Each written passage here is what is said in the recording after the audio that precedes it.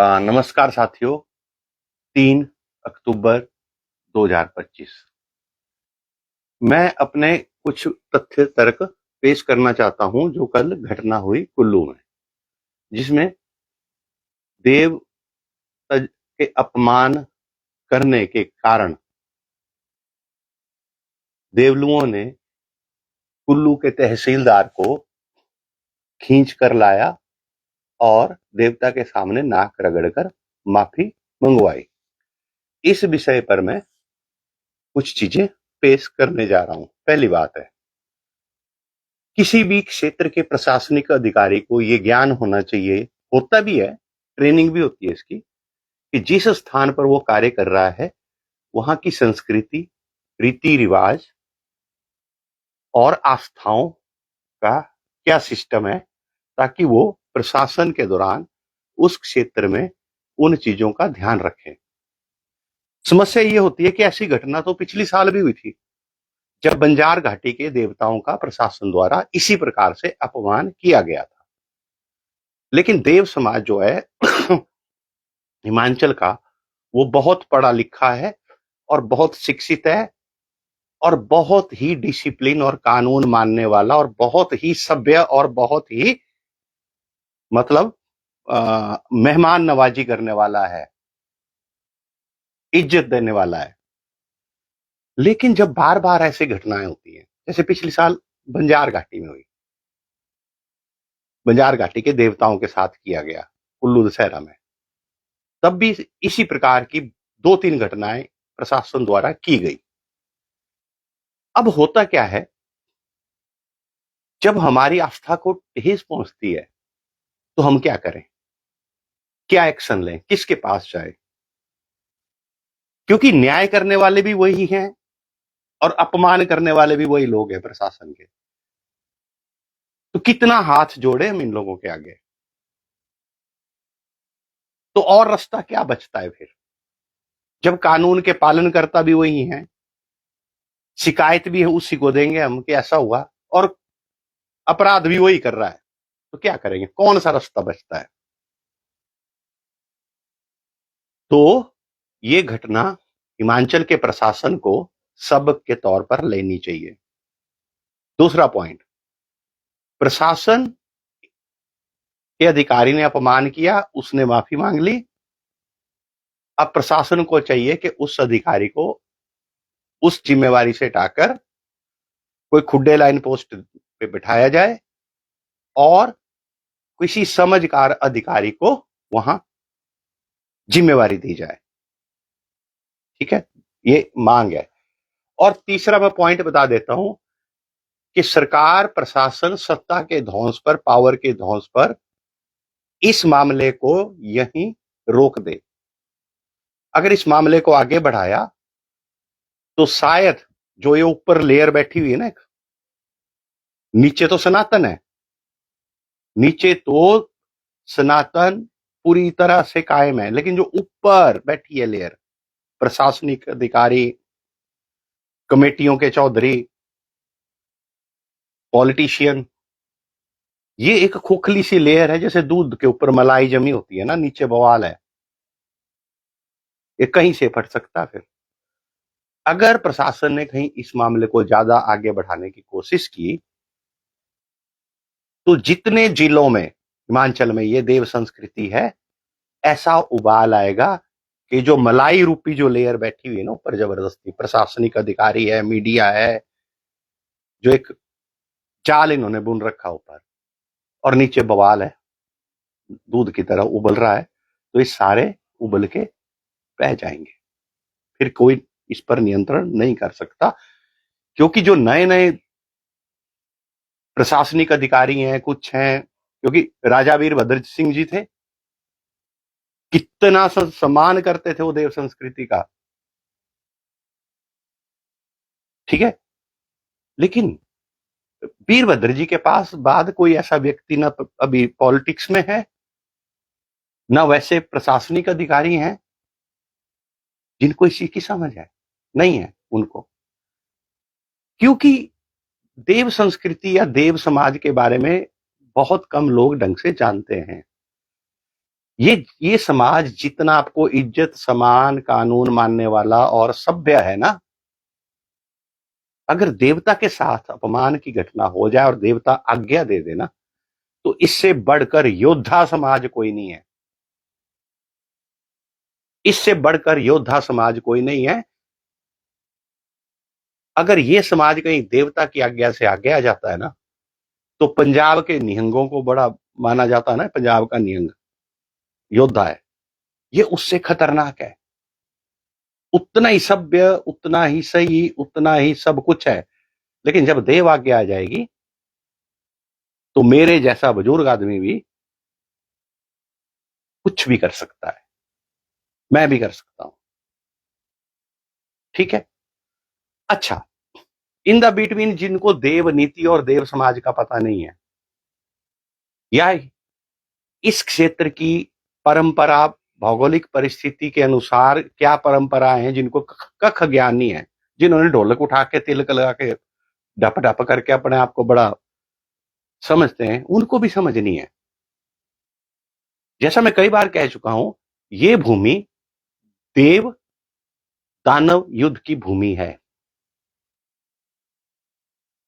यहां पर भगवान शिव भी हैं और जलंधर दैत्य और उनके बाकी दैत्य भी हैं, उनका अस्तित्व भी है, क्योंकि जलंधर दैत्य ही पानी का दैत्य है। वही मानसून रूप में बहुत भारी बारिश लेके इन हिमालय क्षेत्र पर अटैक करता है परंपरा के अनुसार, और भगवान शिव उस पानी को बर्फ में बदलकर ग्लेशियर के रूप में स्वयं पर धारण करके इन कैलाशों में फैला हुआ है।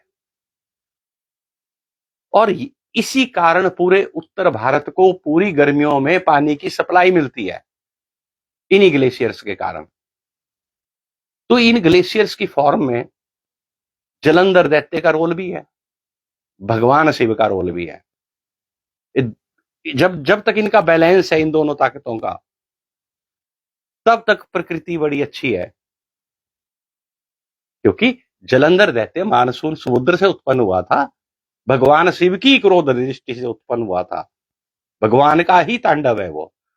वही समुद्र से जल लाकर यहां पर अटैक करता है, और भगवान शिव उस जल को बर्फ में बदलकर स्वयं के ऊपर धारण करके ग्लेशियर की फॉर्मेशन करते हैं, और इसी से पूरे उत्तर भारत को पानी की सप्लाई मिलती है। अगर ये बैलेंस है, अगर आपने इस प्रकृति को छेड़ दिया तो क्या होगा? वही होगा जो आज हो रहा है। पंजाब में इतनी भारी बारिश हो रही है, बुरी हालत है। दिल्ली में कल इतनी भारी बारिश हुई कि रावण को जल के नहीं मरा, डूब के मरा इस बार। दिल्ली में रावण डूब के मरा इस बार, क्योंकि प्रकृति अनबैलेंस हो चुकी है, जैसा मैं कई समय से कह रहा हूं। और इसी कथा के आधार पर मैंने आज तक मौसम की सारी भविष्यवाणियां करी, जो लगभग 95% सही हुई। अच्छा, तीसरा, एक गुट और आ गया, वो मांस और शराब पर भाषण लग गया देने। तो मैं कई बार बोल चुका हूं, जैसे हम छोटे होते थे तो यहां नवरात्रों पर मांस खाना एक परंपरा थी, लेकिन बीच में वो ढोलक चिमटे वाले आ गए ना।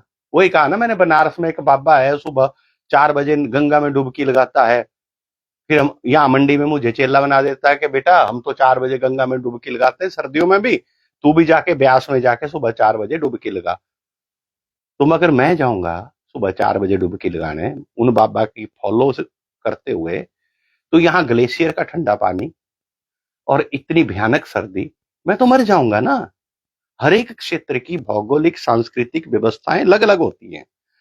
हिमाचल में अगर देवता पूजे जाते हैं, मैं सिर्फ देखो वैसे मैं सिर्फ हिमाचल बोल रहा हूं। हिमाचल का अर्थ आपने पूरा उत्तरी पश्चिमी हिमालय क्षेत्र को लेना है, और साथ में लगते मैदानी क्षेत्रों को भी लेना है। जैसे पंजाब में भारी बारिश हो रही है, मैं पंजाब का शब्द नहीं लिखूंगा। दिल्ली में भारी बारिश हो रही है, मैं वो भी नहीं लिखूंगा। उत्तराखंड मैं नहीं लिखूंगा, जम्मू कश्मीर मैं नहीं लिखूंगा। लेकिन आप समझ जाइए, जब मैं हिमाचल की बात करता हूं तो पूरा क्षेत्र है ये। इसका कारण है क्योंकि हिमाचल में तो एफआईआर भुगत रहा हूं, बाकी स्टेट में भी भुगतनी पड़ेगी, तो फिर मुश्किल हो जाएगी मेरे लिए। तो यहां देवता पूजे जाते हैं तो दानव भी पूजे जाते हैं, क्योंकि दोनों के बैलेंस से प्रकृति चलती है।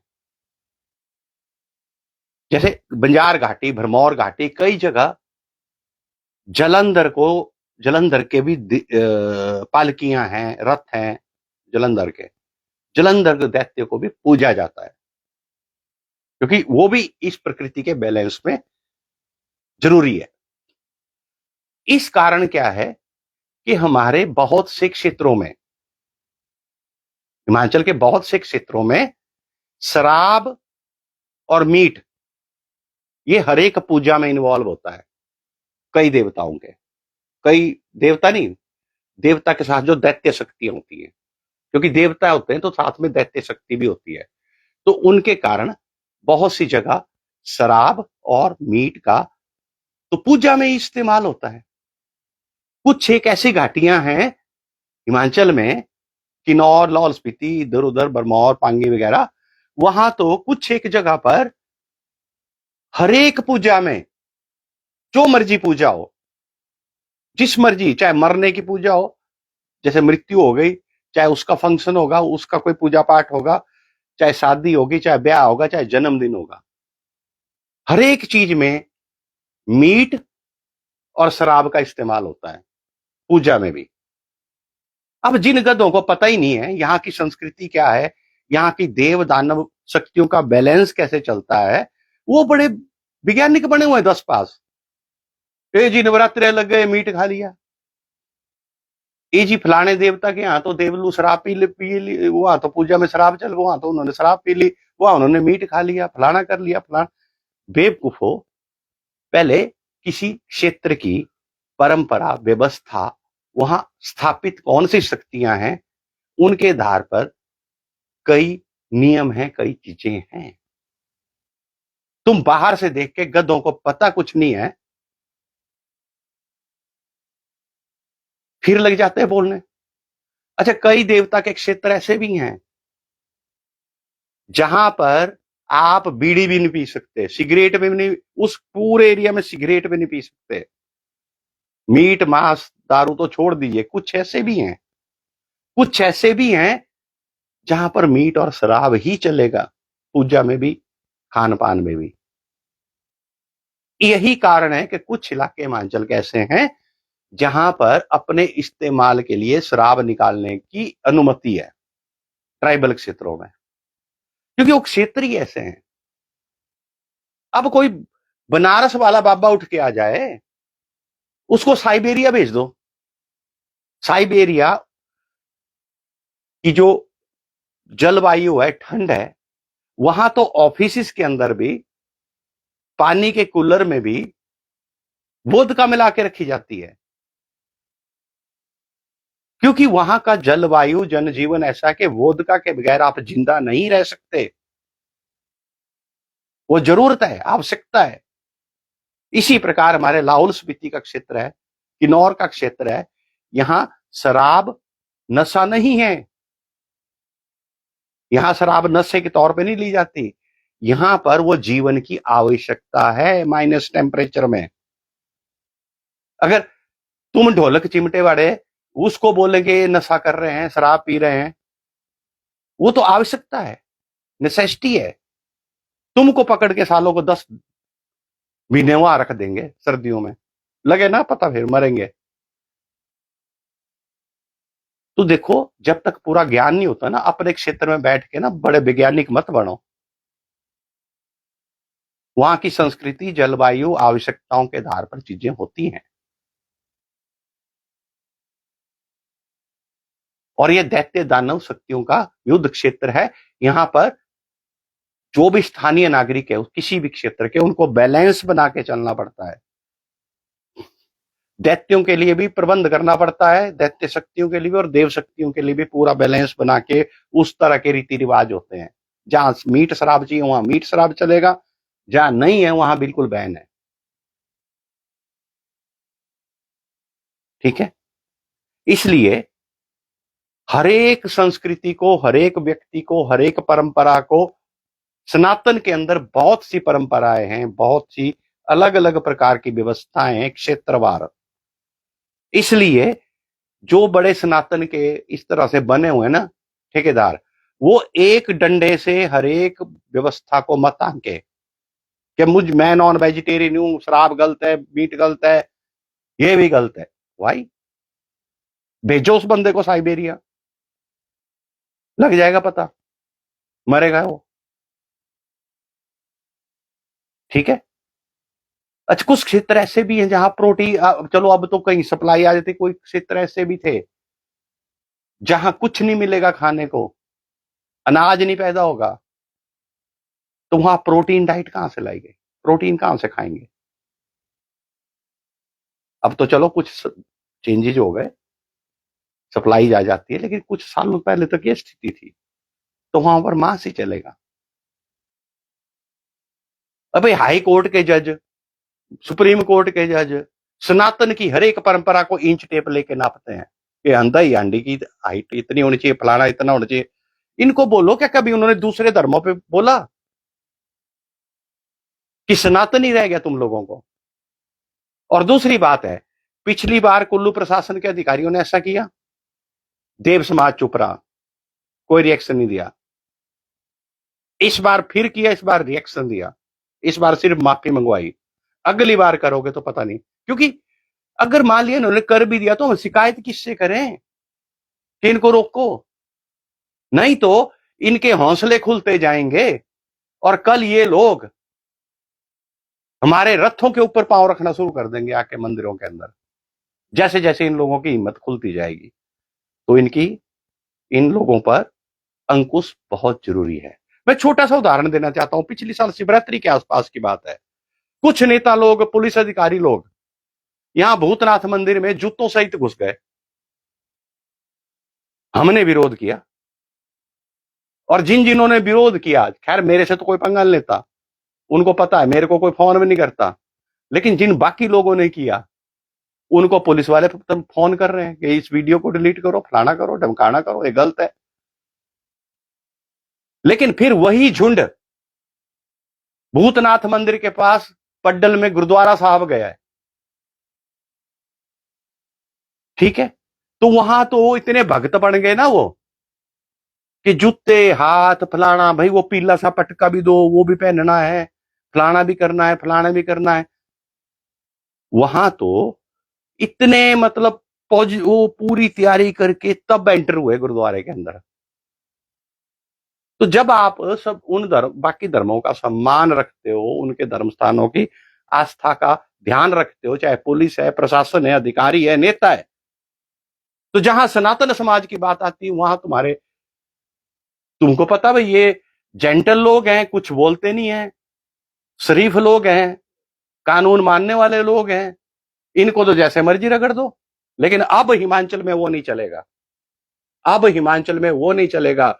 प्रशासन, नेता, अधिकारी इन लोगों को हमारे देवस्थानों, देवास्थाओं का सम्मान नहीं करना है, कोई बात नहीं है, सम्मान हम नहीं बोलते, आप सम्मान करो, जबरदस्ती किसी को नहीं करना मत करो, अपना रखो, लेकिन अपमान भी नहीं सहेंगे। मैंने पहले भी कहा था, ये धर्म युद्ध शुरू हो चुका है। अब सनातन भी पीटेगा तुमको, और देवता भी पीटेंगे, और दानव भी तुम लोगों को पीटेंगे अगर तुम लोगों ने, क्योंकि सनातन आस्था का तो कोई मतलब ही नहीं है। सारी जगह ये इकोसिस्टम बैठ गया है, मीडिया में, फलाने में, कई मीडिया हाउसेज कल की घटना पे बड़ा कुछ उल्टा सीधा लिख रहे हैं, कई लोग उल्टा सीधा लिख रहे हैं। तो जो उल्टा सीधा लिख रहे हैं वो संभल जाएं, संभल जाएं, उनको मालूम ही नहीं है, उनको पता ही नहीं है वो किस चीज से पंगा ले रहे हैं। ठीक है, शराफत छोड़ दी हमने। मैंने पिछली साल आंदोलनों से पहले एक बात कही, मैंने कहा हिंदू समाज हमारा नपुंसक नहीं है, डरपोक नहीं है। हम शरीफ हैं, डरपोक नहीं है। हमारी शराफत को हमारी कायरता मत समझो। मैंने एक बात ये जून महीने से पहले भी कही थी कि अब विष और नहीं, अब गले से ऊपर हो चुका है विष, अब तांडव होगा। और वो तांडव हो रहा है। दिल्ली वाले भी देख रहे हैं, पंजाब वाले भी देख रहे हैं, हिमाचल भी देखा, जम्मू कश्मीर भी देखा, उत्तराखंड में भी हो रहा है। एवरीवेयर देयर विल बी तांडव। That is all. Thank you, धन्यवाद, जय हिंद, जय सनातन।